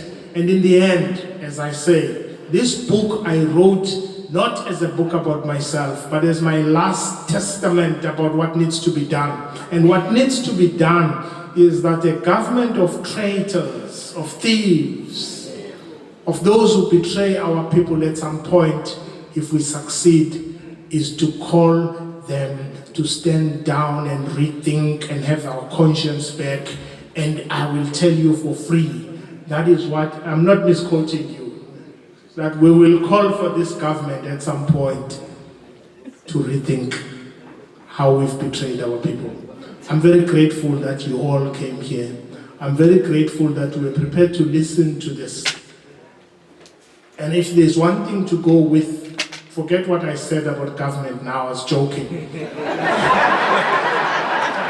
is to rethink, reimagine ourselves, re-look at our conscience, and that's what the book is about. I called it the Odyssey because all journeys have twists and turns. And I think we are at a point where we are in the wilderness and we are happy with it. Ngicabanga ukuthi njengoba ngishilo ukuthi nango 2029 sobe sithela utshwala obujodile suphethe ngokhambo olusha sibuthele embizeni ecolezelayo kodwa utshwala obujodile ngaphakathi. That's what we've become. We've become a rotten society led by rotten leaders that we tolerate, and I think we must get rid of them pretty soon. Thank you.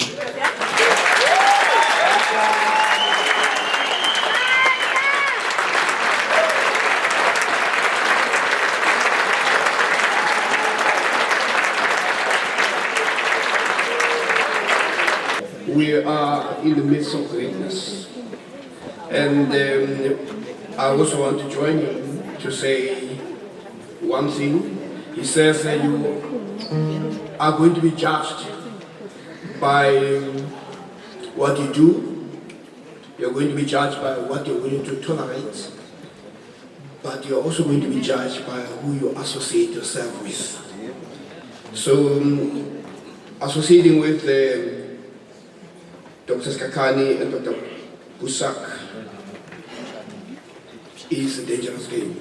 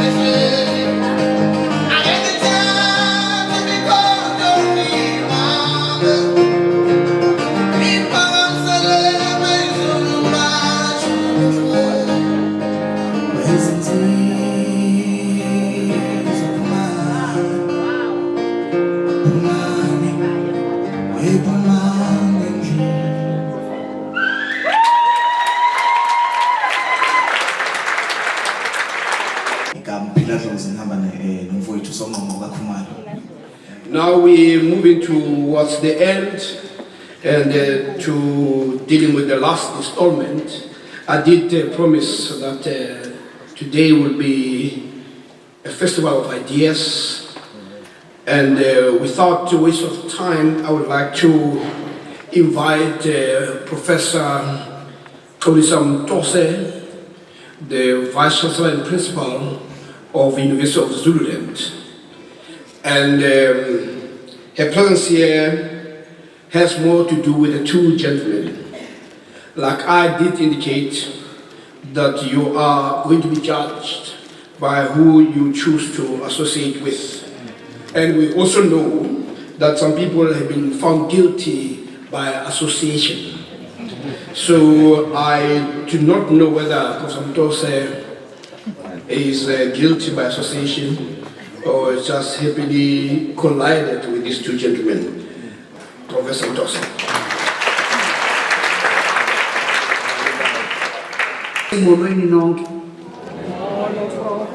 Professor Siepe, greatly honored and indeed rejuvenated to speak at this historic occasion to celebrate the paradigm-shifting work of one of Southern Africa's most eminent legal minds.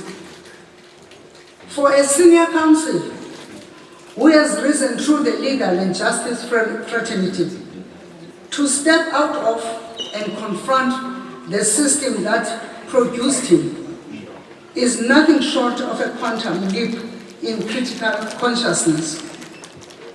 In reading Dr. Sikhakhane's Odyssey of Liberation, one never ceases to be amazed by the ways in which the text systematically unmasks the layers of deceit and violence encast in the discourses and practices of the justice system. From where I stand as a practitioner in higher education and inspired by the senior counsel's transcendental thinking, I wish to reflexively invoke my decolonial lenses to make a contribution to what the Odyssey of Liberation teaches us, as well as how we can make use of it in the academy. I feel compelled to take this stance because the insights of the book have heightened my awareness and of the fact that the higher education sector is somehow implicated in buttressing the legal and justice establishment, the book seeks to demystify. Beyond the courtroom, Sikhakhane is a vocal critique of systematic inequality in South Africa's legal and judicial systems. With these reflections, I would like to extend profound congratulations to Advocate Sikhakhane for inspiring us to transformational action.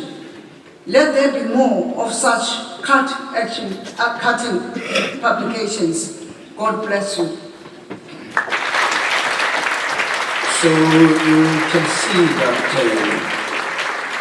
when you have a university that wants to or project itself as a node for African thought, a university that puts the African at the center of analysis, that university would perforce recognize the work that has been done by the likes of Dr. Sikhakhane and Dr. Boesak. It cannot be right, as Dr. Sikhakhane indicated, that 55 million people are controlled by less than 5 million people. It does not make sense. We are actually insulting our God, and we're actually saying we are children of the lesser God. As of now, I'll ask Dr. Sikhakhane to be the one who has to say the last word. And I also want to acknowledge the presence of his colleagues in the profession, senior counsels who are here, and also, most importantly, the family that has stood by him as he went through these tribulations. And once more, I want to thank you and thank Dr. Boesak for always being there and remaining the footprint that you were then and you are today, and always speaking truth to power. Thank you. I want to very much. It was important for me to visit KZN. It's where I was born. So, but I think Dr. Boesak. Dr. Boesak, I thank you very much for being here. You didn't have to. You didn't have to write the foreword in my book, but you did.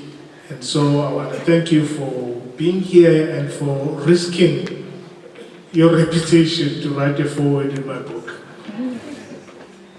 Allan Boesak, the family.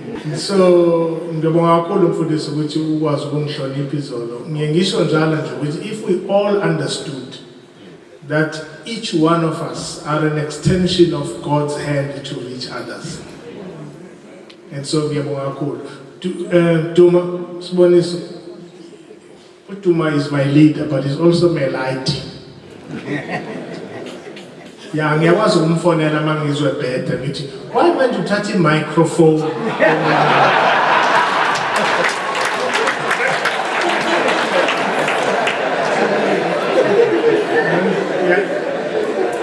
Because he's my boy, but as Professor Sepe said, it's important to have leaders that can still take our call. I don't have to write about him in the paper when he's wrong. I give him a call, and he does the same. So that's it. And I want to thank my children. They're here. Well, my wife, they have written about my wife. I can't repeat what's in the book.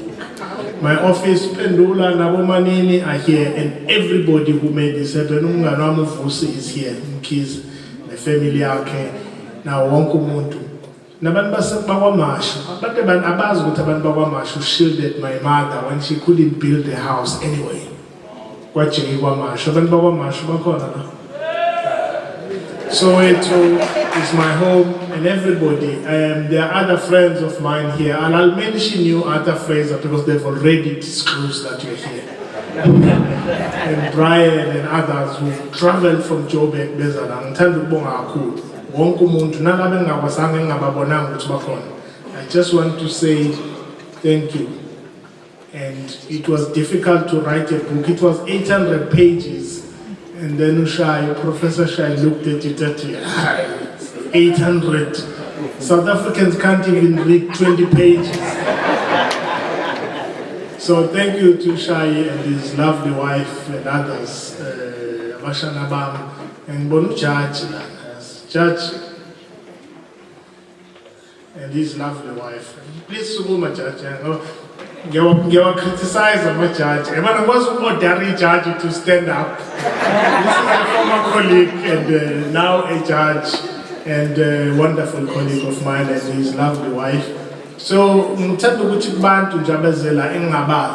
all of you, each one of you, if I knew your names, I would mention each one of you.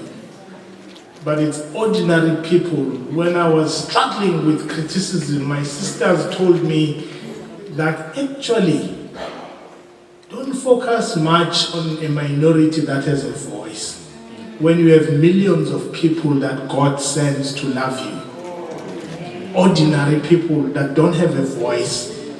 And so ordinary people are very important to me. Each one of you that decided to come here on a Friday instead of going to taverns and everywhere you could have gone. And have a safe trip. May God save you. May God protect you. But most importantly, may God make you free.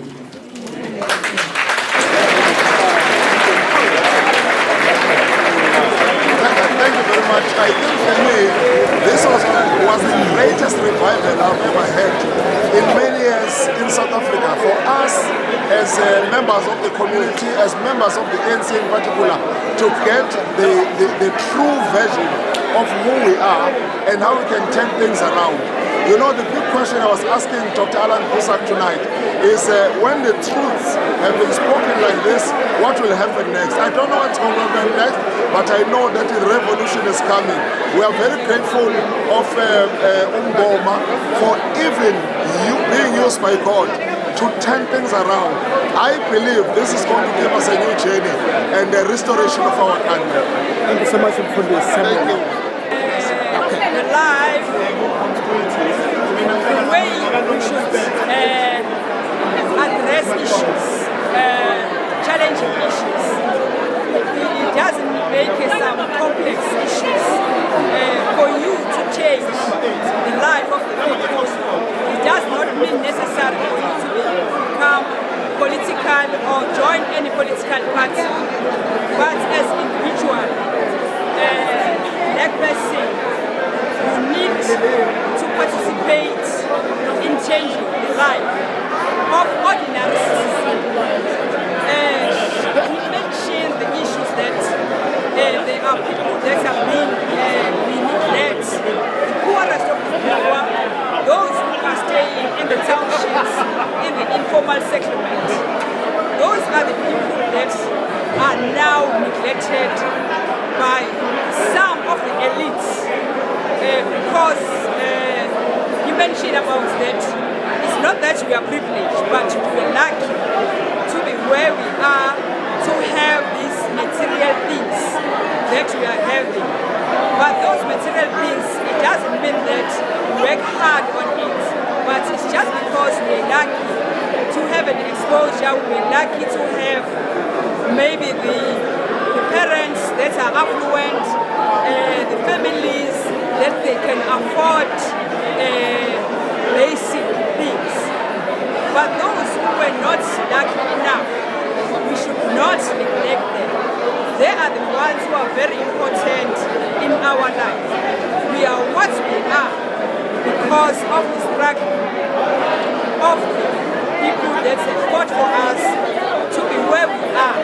But however, because we have material things, we tend to forget about those people who are poor. We need to go to basic and go back and ask ourselves to say, who am I? What am I standing for? Because now, politically, we don't see any political party that that will change the love of freedom.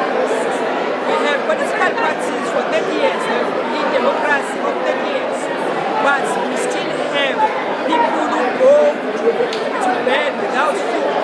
We still have people who does not have shelter.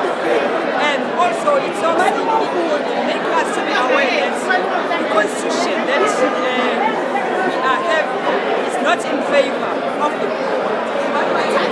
We're here for the launch of a book by senior advocate Muzi Sikhakhane. His book is called Odyssey of Liberation struggle.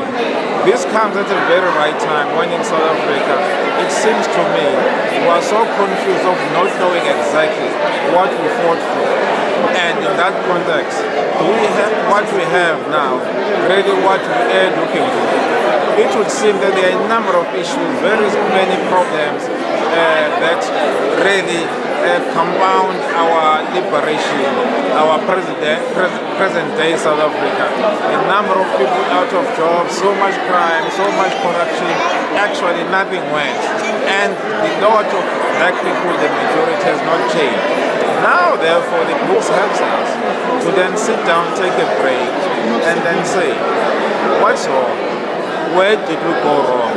What needs to be done by who in order for us to correct what actually happened in 1994? Because if we're to allow this to happen, to stand as is, it will mean even the struggles of Mandela's, the Bambata, and many other heroes before them centuries ago. That would mean all of that came to nothing if our situation is still what it is. Muzi, therefore, is waking us up. The whole thing today. I was inspired by my people. Perfect. My people just inspired me. Well, that's good. I love them. Thank you so much. Thank you.